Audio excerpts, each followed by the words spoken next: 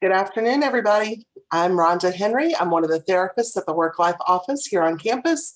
I'm joined by my colleague Dana, who is our administrative assistant in Work Life. And so she's going to be helping me with the technical side of things today. And we're going to spend the next 30 minutes or so talking about burnout and kind of what we really mean by that and how do we reconnect with some of the joy and purpose in our work. This has been a topic that has definitely, I think, struck a nerve for a lot of us, more so probably in the last 18 months than ever. And so hopefully we'll be able to hit on some good things that can be useful for us. A couple of kind of housekeeping things that I'll mention. Dana's managing the tech side of things. So she'll keep an eye on the chat box and letting folks in, that sort of thing. If at some point you can't hear me, if we have problems with my microphone, because those things do happen, please, send out the word. Come on, unmute yourself or let one of us know that we're having a problem. We are recording the program, but the recording is around the content. So it's not going to see your all screens and things. It's really going to just be the PowerPoint and then what I've got to say. If you have any questions or comments, feel free to go ahead and put those in the chat box as we go. I'm wanting to make sure that we finish the content by 12:30, which we will do. But if there's other questions that are kind of out there or lingering or comments, I'm happy to stick around for a few minutes afterwards and we can kind of keep talking through some of those if we still have some unprocessed things that we want to think through about that. All right, so with that being said, let us jump right in. This is a pretty content-heavy set of information, but we're going to make our way through it and hopefully, again, give you some good practical tips that will be helpful. All right. Well, I say all that, and let's advance the slides. There we go. So this is part of the Work Life Rocks program that Azetta, my supervisor, puts together. So there's a series of different presenters that come in and talk about different topics. So this is just kind of her intro slide around that. And I will kick us off here with a little bit of information about what we're going to cover today. And so within this, there we go. We're going to start with understanding the components of burnout. What are we actually talking about? How does that connect with the stress response in our body, understanding what that is? How do we complete the stress cycle? What contributes to burnout in particular at work? And then ways to increase that job satisfaction and motivation. As we get into this, one of the things to keep in mind is when we talk burnout, I don't even have kind of a formal definition that I've included here because I think most of us know what we're talking about. We're at the end of our rope. We're feeling overwhelmed, over demand. And a lot of the work around understanding burnout really started in the early to mid 70s around workplace issues and workplace stress. And so we've got, I think we've had such a tie, culturally to the idea of burnout only being in relation to work. Part of what I'm going to talk about is going to be looking at that through a little bit of a broader lens and pulling from some other information. Research is starting to move more in the direction now of burnout related to parenting and some other roles that we take on in the world. I would say, and I think my point of view will be pretty clear as we get into this, that we can get burnt out from all sorts of demands on us. That could be caregiving, that could be official jobs that we have, that could be parenting, that could be just living in this world, honestly, and some of the demands that are there. So I take that kind of big view, even though we're going to sort of bookend this with stuff around work in particular. So when we look at burnout, there's really three major components that we're talking about. And this came from that early research I was referencing in the mid 70s, when they were looking at this as a function of overdemand at work. And the three big components are the emotional exhaustion, depersonalization, and decreased sense of accomplishment. Emotional exhaustion, that idea of caring too much for too long. We know what that feels like.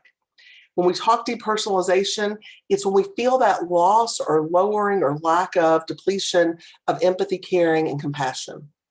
Situations where at one point we might have responded to differently, but we've almost built up a callus, because there's so much demand. We don't have more bandwidth to give more empathy, to have more concern or care.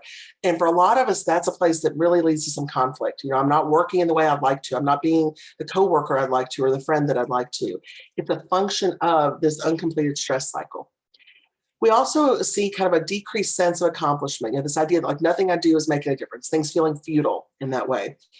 The one that I want us to hone in on sort of primarily first is going to be this emotional exhaustion.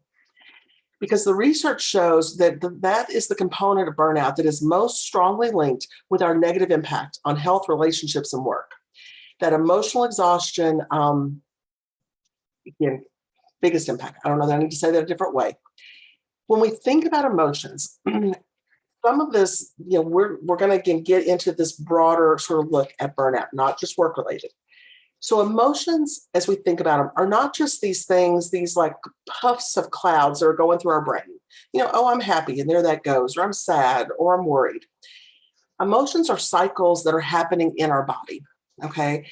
These are neurological events. So they are things that have a beginning, middle, and end. Something is coming that makes us worried, sad, anxious, happy. We're feeling the start of that. We're experiencing it. And in a healthy way to help our body, we're going to complete that. All of our systems respond when emotions are there. Again, this is not a fluffy cloud passing through our brain. It is something that is living in our body. So when emotions are flaring up, when I'm feeling sadness, when I'm feeling anger, when I'm feeling happiness, there are neurological responses. My digestive system is impacted, cardiovascular system, our reproductive system. We're going to talk more about some of those and what some of those impacts are. But I think that, well, one last point before I say this, those responses are automatic and instantaneous. So it'll be almost, people will describe to me, I'm doing therapy with folks, I'm doing a lot of one-on-one, processing of these things, and they'll describe, it was a split second, something happened. I didn't even have a thought about it. My body just already felt it. Some people will have, it can be helpful to kind of recognize what your early symptoms of those responses are. So for some folks, it's almost a feeling of flush that goes through them, or stomach upset, or stomach tightness, muscle tightness. My jaw clenches, my fist clench, my face gets red. These are automatic things that are happening in our body in a response to something that's going on. And so all of these different pieces are being impacted. And I think, again, culturally, we tend to think of emotions in this sort of fluffy, unimportant, non-factual sort of way. And I think what ends up happening is it puts us in this inner conflict of, why am I responding so big to this? Like, I shouldn't be this upset about this. I should feel this way, or I shouldn't feel a certain way. And what we need to remember, and really one of the first steps of getting through this cycle, is knowing that these are some automatic things that are happening for us. And our job is to understand what's happening and then figure out, where do we have some control to do something different to process through this. I love this sort of framework of, we want to think that we are these rational thinking beings who sometimes feel, sometimes I'll have a feeling, but I'm really about logic. How much do we hear that equation of, logic and reason? I'm a logical person. I don't let my emotions take me away. Uh-huh. Yeah. The therapist you're talking to might see that differently, because really, we're really emotional beings, and sometimes we think. Sometimes we reason. Sometimes we get to that point. If we had more time, y'all, I could talk about this stuff with the brain. Like, this is what I get so excited about, because the more we can understand these things, the more power we have to do things differently.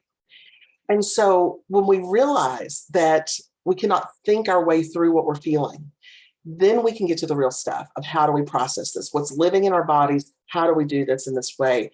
If we got into that, old part of the brain, and we were really digging into that, the oldest parts of the brain, the things that again, thousands of years ago were first being formed and leading the way, are things like the amygdala, the old parts that are just controlling our functioning, our breathing, our respiration, our muscles, our blood vessels. It's also what's controlling fight, flight, freeze that we're going to get to in a moment. So the older parts of the brain are what we're talking about there. It's the newer, the more advanced parts of the brain that are our logic, our reasoning, our sorting through, our categorizing, our problem solving. And so we are sometimes fooling ourselves to think that we're going to logic and reason and think our way completely out of feeling some of the stuff. And again, that's where I see a lot of the conflict sets up for all of us. I'm not immune to any of the things I'm talking about. So when we think about problems that come up or stressors that come up, fixing a problem itself does not necessarily solve the emotion. So we can get through something, we can know that it's done, or know that I'm finished for the day, or a project's done. I can still have leftover emotions sitting in my body about it. That's what we're going to be talking about. Exhaustion happens, this emotional exhaustion that we're talking about being so closely tied to burnout. That happens when we get stuck in the processing, when we aren't able to get through it and work through it. That does not mean we have to come out happy at the other side. It means that we're processing this out, and we're going to talk about how to do that. So our stress response, and this comes up, I think sometimes we want to think of big phrases like this, like, well, the stress response is when, I've been in a car wreck, or someone I care about has been diagnosed with something. Like, it's these huge life events. Yes. And the stress response also gets triggered when your boss walks in the room and you don't really trust how they're going to respond to something you've said or done. It gets triggered when you're feeling overwhelmed because somebody's off work and you're having to pick up their workload. Or when an email has come through from the department and something didn't land right with somebody. All of those day-to-day things also put us in stress response. So it's not saying the big things don't, it's saying in addition to the big things doing that, the day-to-day stuff does it as well. We are, when we get kind of triggered into the stress response, we are just getting flooded with the cortisol and the adrenaline. There's other chemicals as well, but cortisol in particular, if you're wanting to understand more about how this works and what might be impacting your body, learn more about cortisol. There's a lot of stuff out there about that. Reach out to one of us. We can send you some stuff. But understanding the impact that has on our body can really answer some questions of things that are going on for us. And again, look at all those systems that are impacted. Reproductive system, digestive system. All of our systems get involved in this. Even when the stressor ends, we are left with this sort of stew of hormones and chemicals that are corroding our body. And quite honestly, I would say more of us know about the corrosive issues related to salt in our cars in the wintertime than we do about cortisol in our body and what it's doing to our brain and our organs. Okay. So if we're going to take a minute to understand why to keep our car from rusting, we might also want to look at this cortisol piece and understand what's it doing to us and how do we control it a little bit. The good news in all of it is that we don't have to wait for the stressor to be over to feel better. We can go through this completing the stress cycle, and we should be going through it on a day-to-day basis. This should be an ongoing thing that we're continually doing to move in and out of stressful situations. The harder news, and often where I'll see folks that'll end up kind of coming to therapy eventually, is when the stressor maybe has gone away. I just got tenure. I just finished my dissertation. I just got married or divorced. Whatever the thing is that's changed, and I still feel this way. And why is it stuck in me? And why can't I feel the relief? Why do I still feel scared, threatened, on edge, worried, etc.? The stress response piece, I'm going to read this chunk, and this is from a number of things I've pulled out today, or from this book that's listed at the bottom there, Burnout. And this is referenced at the end of the slide as well. So you'll get this stuff. You'll know, you'll have access to it. But let's really take this in. You have to do something that signals to your body that you are safe, or else you're going to stay in that state with all these neurochemicals and hormones degrading your body and never shifting into relaxation.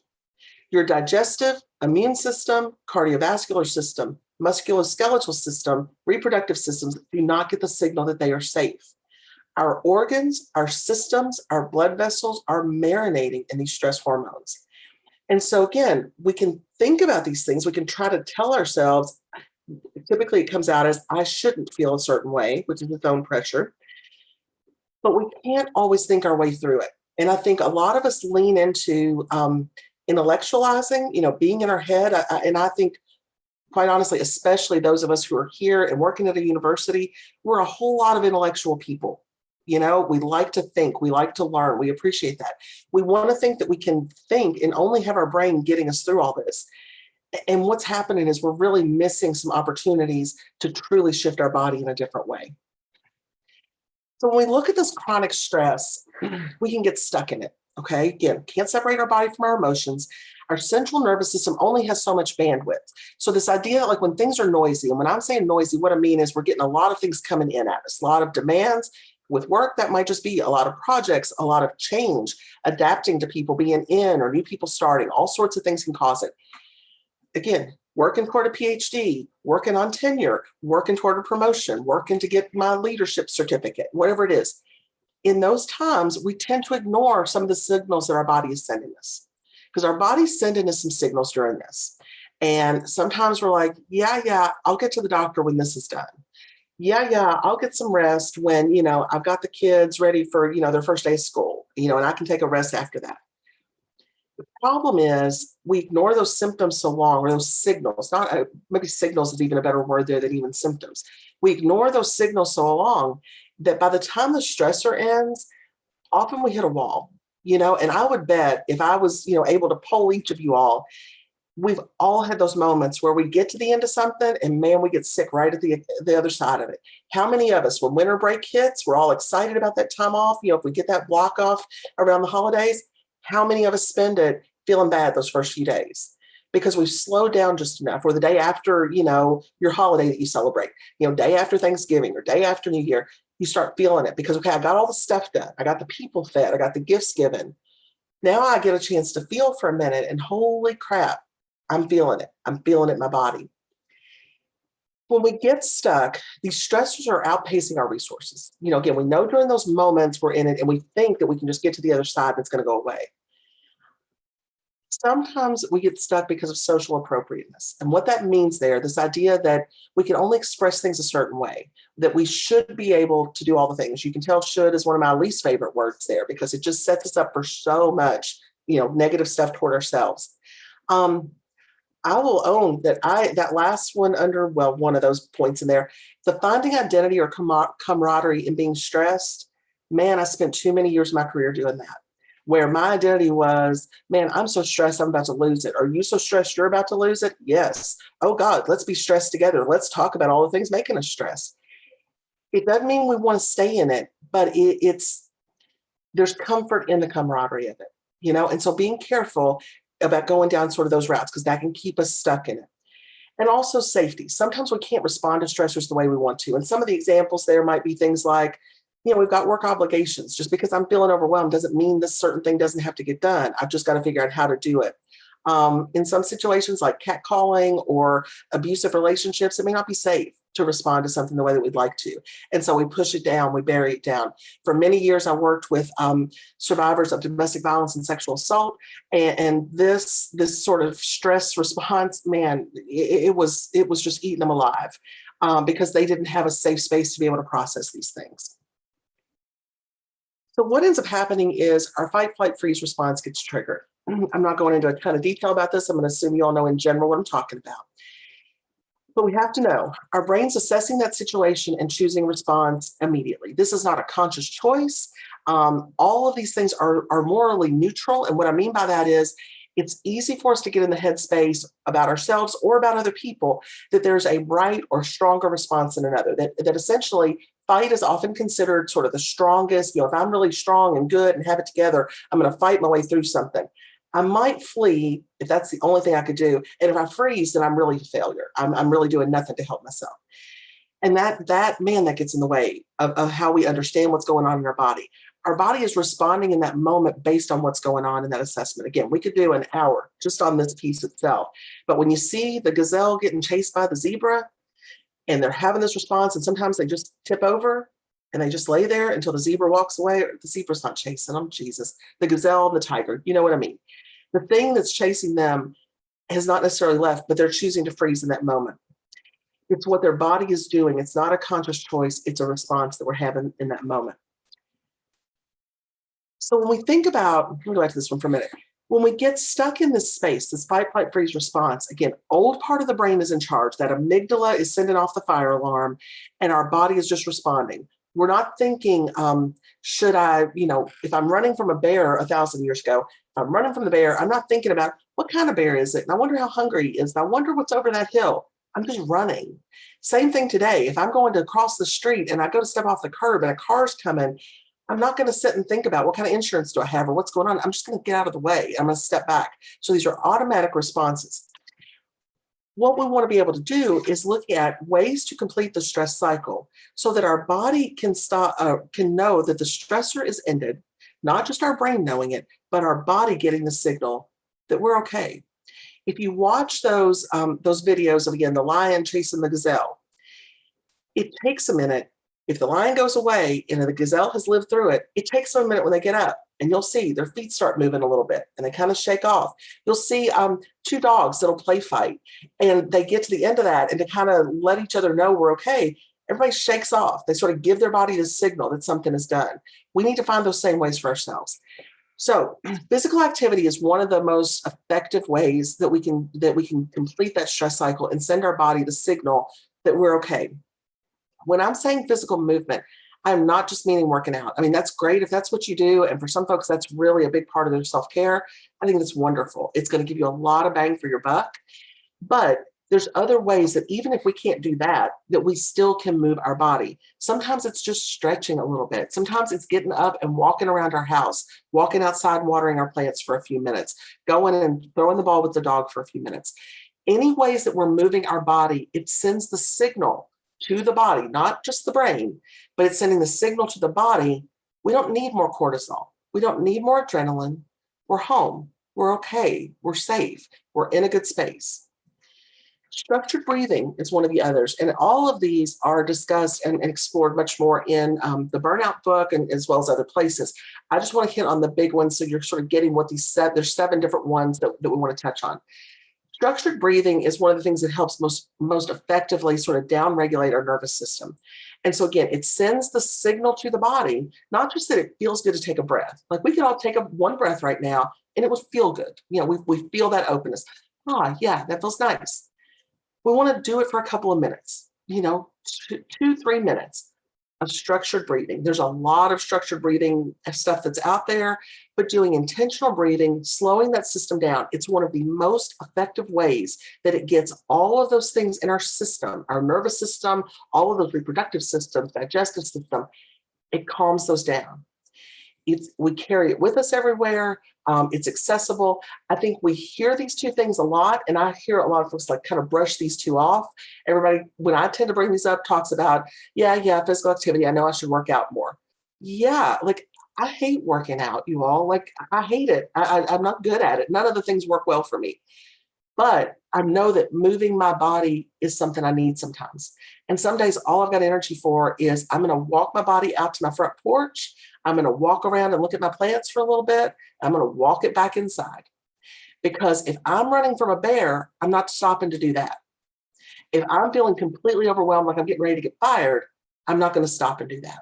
So it sends the messages through our body. Same thing with breathing. It's a way of downregulating. Positive social interactions, and those don't have to be around what the underlying stressor was. It's not like we've got to come together and have somebody tell us and walk us through why we should or shouldn't be stressed, or that we did a good job on something.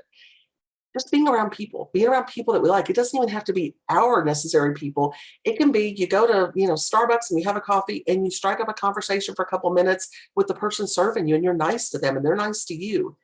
We aren't doing that when the bear is chasing us. We're doing that when things are calmer, when we can be okay. So it sends the signal. Genuine laughter. This, I say this as a sarcastic person who, wow, do I ever love some dark humor. Being sure that when we're talking about genuine deep laughter, we're talking about that belly laugh, just that really good deep laugh. Know what gets you to that. There's even some research around thinking about times you've laughed can even get you to that space and kind of can release that a little bit. So think about who's your person you turn to in those times. Who is it that kind of gets you in that headspace? I'll be honest and say, TikTok over this last year and a half is what has saved me. And when I need to laugh, I had a few minutes outside. I'm like, I'm making some TikTok time. I'm going for 20 minutes. I'm going to watch the stuff because I know it's going to get me to laughter. It's just one of the things that works for me. So know what gets you there. Hugs, again, lots of research around this piece. Being able to have physical touch with another person or also with our pets or animals in that way, being able to lean together, that leaning in, that letting your body take that breath, giving yourself that 20 seconds. This, again, a side squeeze, where you're just like, hey, that feels good. There's nothing bad with that. But if we want to get the most benefit from it, if we want to truly let our body power down a little bit, lower the blood pressure, lower the heart rate, get some of the oxytocin, which is the positive hormones that we want to be producing, that hug, man, that's a good way of getting there. And so, when you have the opportunity, hug the people, hug the pets. Creative expression is another really good one. Again, if the bear's chasing me, I don't have time to sit and do my art and garden and lots of ways to do creative expression, woodworking, gardening, yard work, all those things. If we're able to take something difficult and put it outside ourselves. I love that quote from Carrie Fisher about take your broken heart, make it into art. And then crying. Crying is one that's challenging. Crying gets its own slide. It gets a whole slide, not just half a slide. Because crying is hard for a lot of us. A lot of times we equate crying with weakness, with failure, with not being able to cope, letting our emotions overcome us.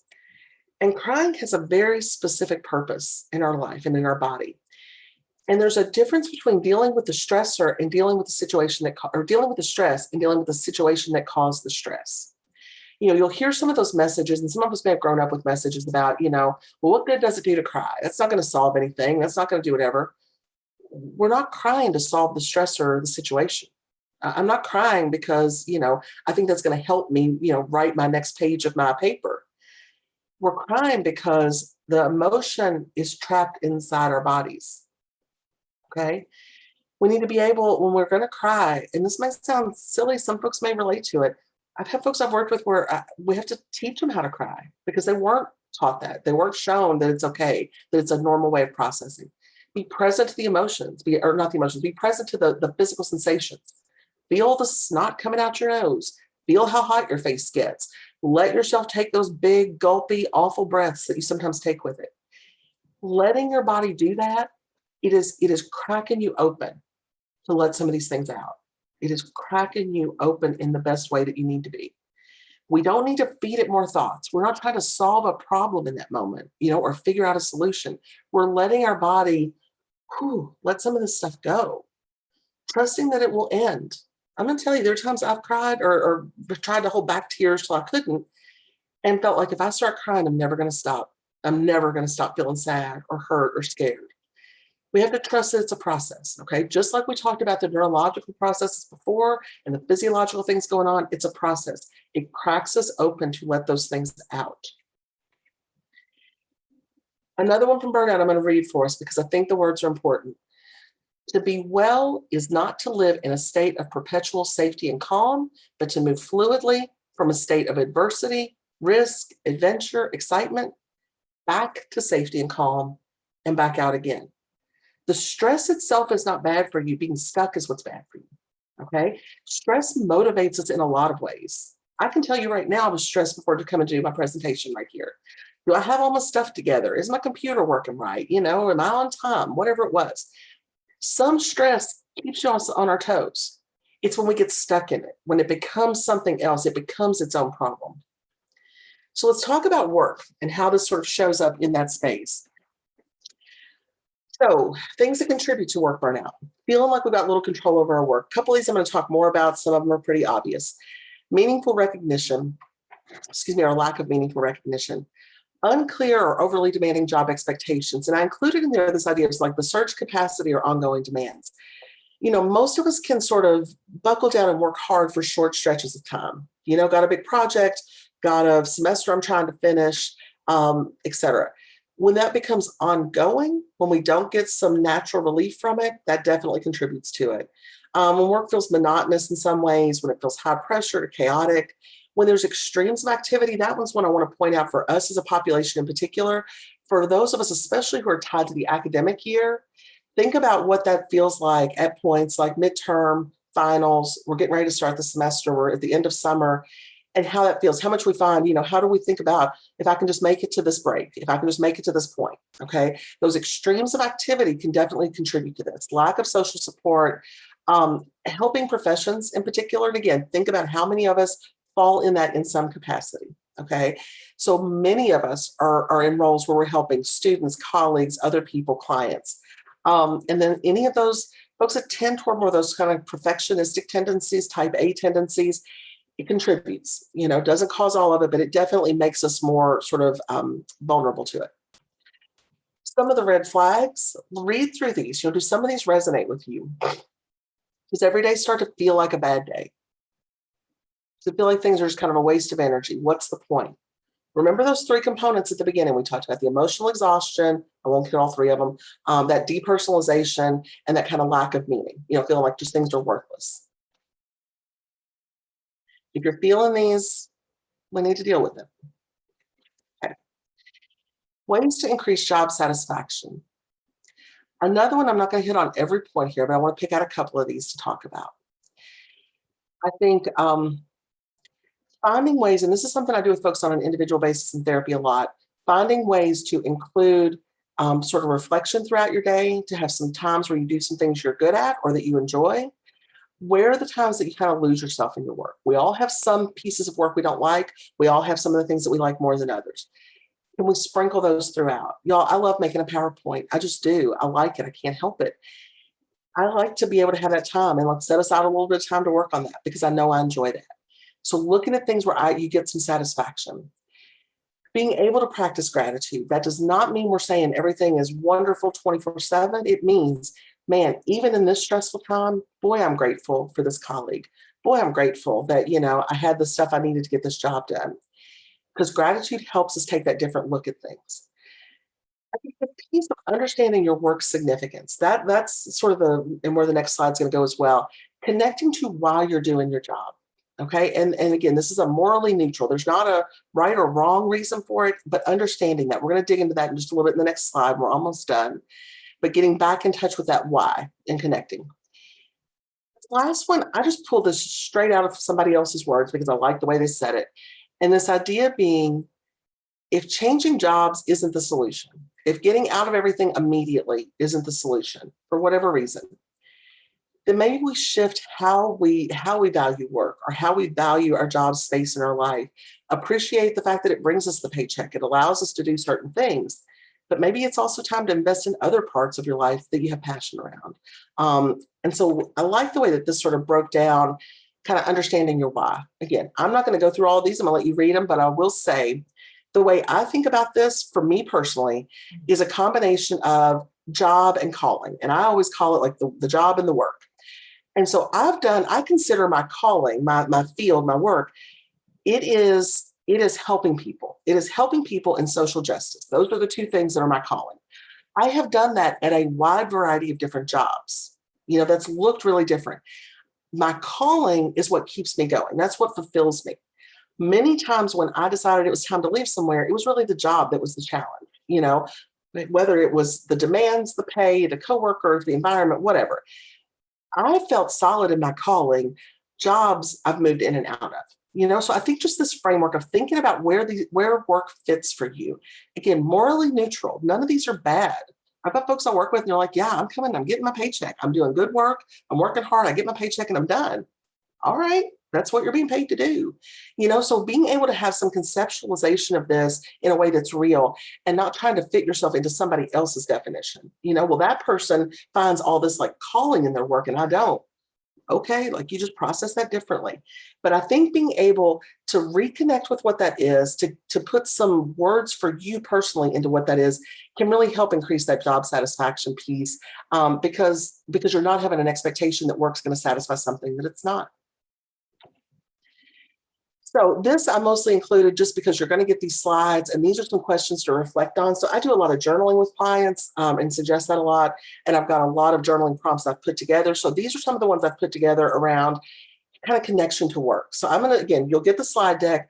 If you're feeling some struggle with this and about this connection, I really encourage you to go through and spend some time writing about these things.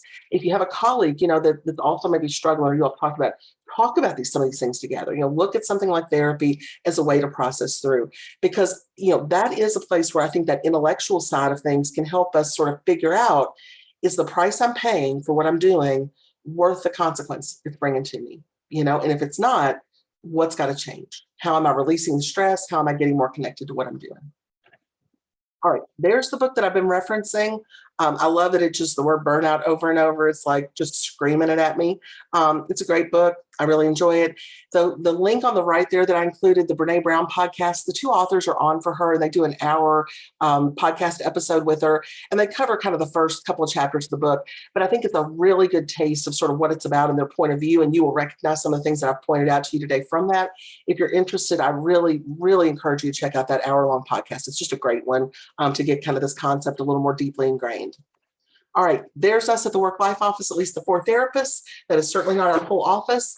But for the therapy, if you're interested in talking to somebody, these are the folks that you could see. All of our information is there clearly. If you have any trouble scheduling or need help around any of that or navigating Zoom, all those things, Dana is a great resource there. And I know is always happy to help out with us. That's her phone number at the bottom. Let's see if there's anything else. Yeah, I think that's the end of that one. So that's all that I've got for today. We're going to let the recording stop because I know I went a couple minutes over there and I apologize for that. And I'm going to see what's in the chat box.